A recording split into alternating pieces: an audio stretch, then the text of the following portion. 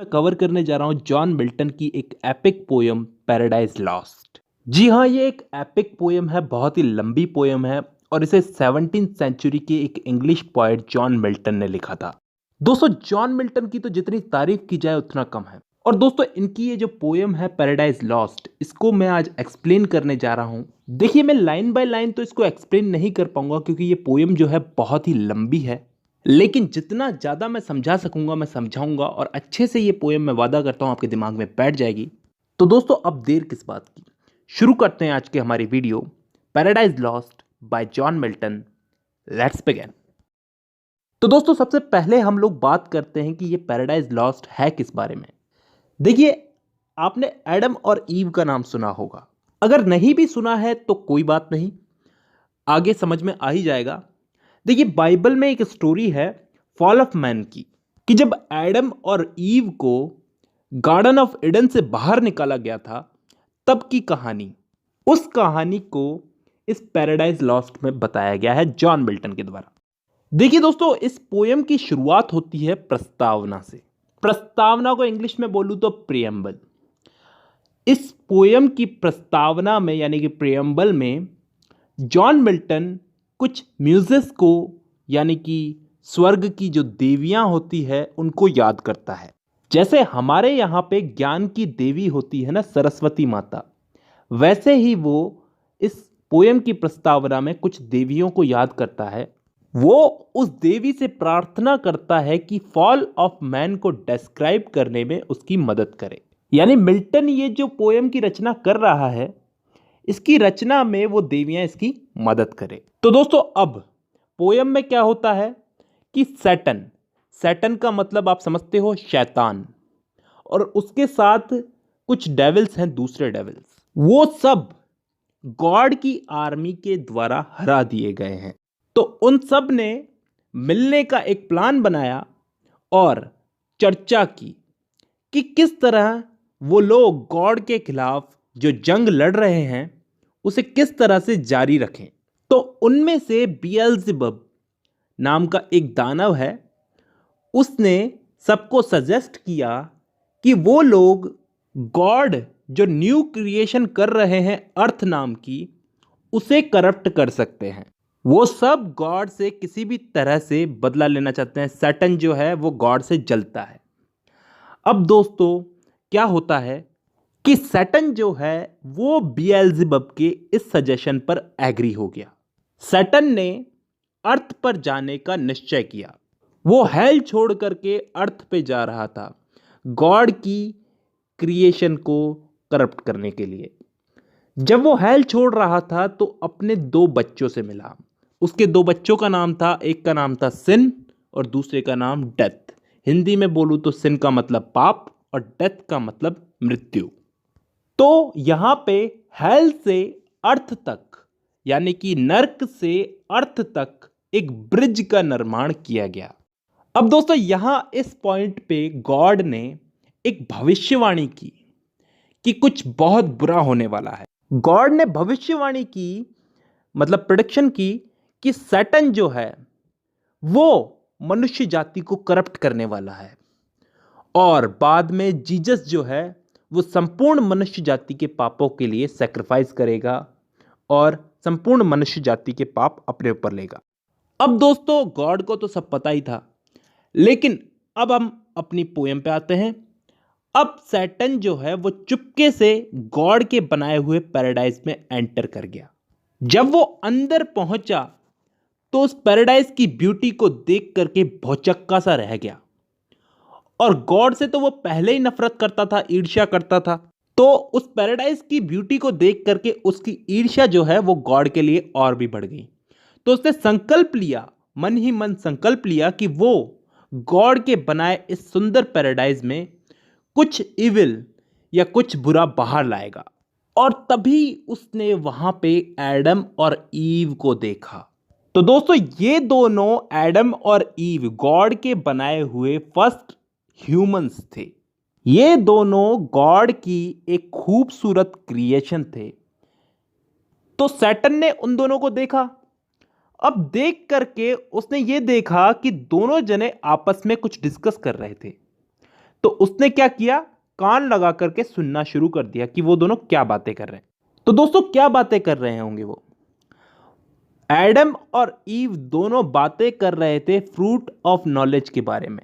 वो दोनों आपस में उस कमांड की बात कर रहे थे जो गॉड ने उन दोनों को दिया था, एडम और ईव को, कि उन दोनों को इस गार्डन में जो करना है करे।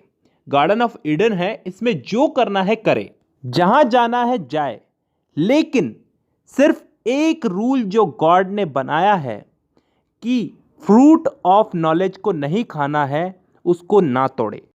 तो मतलब एडम और ईव इस गार्डन में जो चाहे वो करे, लेकिन इस फ्रूट को बिल्कुल नहीं खाना। और ये बात सैटन को पता चल गई थी। तो अब दोस्तों क्या होता है कि उस रात एडम और ईव सोए हुए थे, तो सैटन उनके पास आया।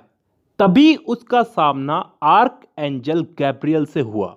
तो उन दोनों का जब आमना सामना हुआ, तो सैटन ने पहले तो सोचा कि वो उससे लड़े, लेकिन बाद में वो वहां से भाग गया। अब दोस्तों सैटन तो वहां से चला गया है, लेकिन जब ईव जागी तो उसने एक सपना देखा था रात को, कि उसने जो है वो गॉड की कमांड का अनादर किया है। लेकिन एक सपना ही था, कोई बात नहीं। गॉड ने अब एक एंजल रैफल को एडम और ईव के पास भेजा, उन्हें सैटन के बारे में वार्न करने के लिए, कि सैटन जो है उससे थोड़ा बच के रहें। तो दोस्तों गॉड के द्वारा भेजा गया जो एंजल है रैफल, वो उन दोनों के पास आया, एडम और ईव के पास, और उन दोनों को सैटन के साथ हुई हेवन में जो वॉर हुई थी उसके बारे में बताया। उसने उन दोनों को बताया कि किस तरह से सैटन और उसके साथियों को हेवन से बाहर फेंक दिया गया था। उसने उन दोनों को वार्न किया कि सैटन जो है वो गॉड से जलता है, और तुम जो हो, तुम दोनों एडम और ईव, तुम गॉड की क्रिएशन हो। तो मैं तुम्हें वार्न करने आया हूं कि तुम जो है सैटन से बच के रहना। वो स्पेशली एडम को वार्न करता है। इसके अलावा रैफल ने एडम और ईव को गॉड की क्रिएशन की जो क्रिएशंस थी उनकी स्टोरी वगैरह बताई। फिर एडम ने रैफल से कुछ पूछा तो रैफल ने बताने से मना कर दिया। उसने कहा कि ज़्यादा नॉलेज पाने की कोशिश मत करो, और इतना कहते ही वो वहां से चला गया हेवन में वापस से। अब दोस्तों क्या होता है कि 7 दिनों के बाद, एग्जैक्टली 7 दिनों के बाद, सैटन जो है वो गार्डन ऑफ ईडन में वापस आता है। वो इस बार एक सांप का रूप लेकर के, मतलब एक सांप बन के गार्डन ऑफ ईडन में आया है। अब दोस्तों यहां पे एडम और ईव दोनों ने ये फैसला किया है कि वो दोनों अलग अलग होकर के काम करेंगे, मतलब वो दोनों सेपरेट होकर के काम करेंगे इस गार्डन में। ये फैसला ईव का था। पहले तो एडम ने ईव के इस फैसले का विरोध किया, लेकिन बाद में वो मान गया। तो अब एडम और ईव अलग अलग हैं, तो सैटन ने ईव को अकेला पा करके उसके पास गया। उसने सांप का रूप तो ले ही रखा था, तो वो उसके पास जाकर के उसे नॉलेज का जो फल है, जो गॉड ने मना किया उनको खाने के लिए, उसे खाने के लिए बहलाता है। सैटन ईव को बहला रहा है कि तुम ये जो है नॉलेज का फल खाओ, क्योंकि मैं भी ये फल खा चुका हूं। वो ईव को कहता है कि मैं भी ये फल खा चुका हूं। वो तरीके तरीके से, मतलब तरह तरह से उसको बहलाने की कोशिश करता है। वो कहता है कि तुम इस फल को खा करके अपनी हिम्मत दिखाओ, अगर तुम में हिम्मत है तो खा के दिखाओ, और इसको खा करके तुम एक देवी बन सकती हो, इसका टेस्ट बहुत अच्छा है, वगैरह वगैरह। पहले पहले तो ईव को उस फल को खाने में हिचकिचाहट सी होती है कि गॉड ने मना किया, गॉड ने मना किया है। फिर वो उस फल को उसकी बातों में आकर के खा ही लेती है। अब दोस्तों ईव ने तो वो फल खा ही लिया है। ईव वो फल खाने के बाद में एडम को भी वो फल खाने के लिए ऑफर करती है। तब एडम ये बात समझ जाता है, उसको एहसास हो चुका है कि ईव ने जो है इस फल को खा करके बहुत गलत किया है। अब गॉड जो है वो उसे इस पैराडाइज से बाहर निकाल देंगे। तब एडम भी उस फल को खा लेता है, ताकि वो दोनों अलग ना हो, एडम और ईव अलग ना हो। अब दोस्तों उस फल को खाने के बाद उन दोनों में नॉलेज आ जाती है। अब वो दोनों आपस में, उनमें क्या लस्ट आ जाती है, तो वो दोनों आपस में संभोग भी कर लेते हैं। अब ईश्वर ने उन दोनों को पनिश करने के लिए अपना दूत उनके पास भेजा, लेकिन उस दूत ने एडम और ईव को पनिशमेंट देने से पहले दूत उसे पनिशमेंट देना चाहता था जिसने एडम और ईव को ऐसा सब करने पर मजबूर किया, यानी कि सैटन को, जो सांप बन करके उस गार्डन में आया था। लेकिन दोस्तों सैटन थोड़ी अब तक रुकेगा, सैटन तो अपना काम करके हेल लौट चुका था। अब होना क्या था, एडम और ईव ने जो संभोग करके पाप किया था उससे ईव को अब बच्चों को जन्म देने का दर्द सहन करना होगा और एडम को उनके लिए खाना जमा करने के लिए मेहनत करनी पड़ेगी। गॉड नहीं चाहते थे ऐसा सब हो, लेकिन अब हो चुका है तो क्या कर सकते हैं। अब दोस्तों दूसरी तरफ क्या होता है, सैटन जब हेल में वापस चला गया है तो उसने अपने बच्चों से, सिन और डेथ जो उसके दो बच्चे थे, उनसे कहा कि तुम अर्थ पर जाओ। अब दोस्तों ये सब होने के बाद क्या हुआ कि सारे एंजल्स जो थे उन्होंने अर्थ को लेस हॉस्पिटेबल बना दिया। मतलब वहां बहुत सारे जीव जो थे अब मांसाहारी हो गए थे, अनफ्रेंडली हो गए थे। एडम और ईव एक दूसरे को ब्लेम कर रहे थे, उनके द्वारा जो गलती की गई थी उसके लिए एक दूसरे को ब्लेम कर रहे थे। तब ईव ने अपनी गलती को एक्सेप्ट किया और सुसाइड करने की सोची। लेकिन एडम ने उससे कहा कि हमने जो गलती की है, सैटन की बातों में आकर के उस फल को खाया है, जो पाप किया है, तो हमें गॉड से उससे माफ़ी मांगनी चाहिए उस चीज़ की। तब वो दोनों गॉड के सामने रोने लगे, अपनी गलती की माफ़ी मांगने लगे, पछतावा करने लगे। लेकिन गॉड ने एडम और ईव को गार्डन ऑफ ईडन से बाहर निकालने के लिए माइकल को भेजा। अब माइकल उन दोनों को, एडम और ईव को, गार्डन ऑफ ईडन से बाहर निकालने आया है। लेकिन माइकल ने उनको बाहर निकालने से पहले उनको फ्यूचर का एक दृश्य दिखाया, एडम को फ्यूचर का एक दृश्य दिखाया, किस तरह तुमने जो पाप किया है उससे तुम्हारी आने वाली जनरेशन इस पाप को भुगतेगी, आगे भुगतेगी इसको।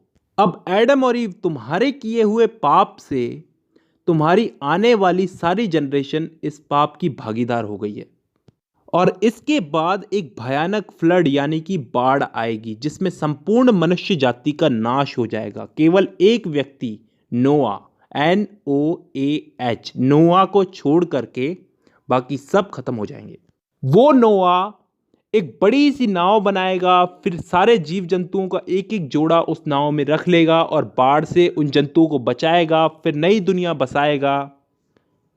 फिर इसके बाद जीसस का जन्म होगा और वो संपूर्ण मनुष्य जाति के जो पाप है उनसे उनको छुटकारा दिलाएगा।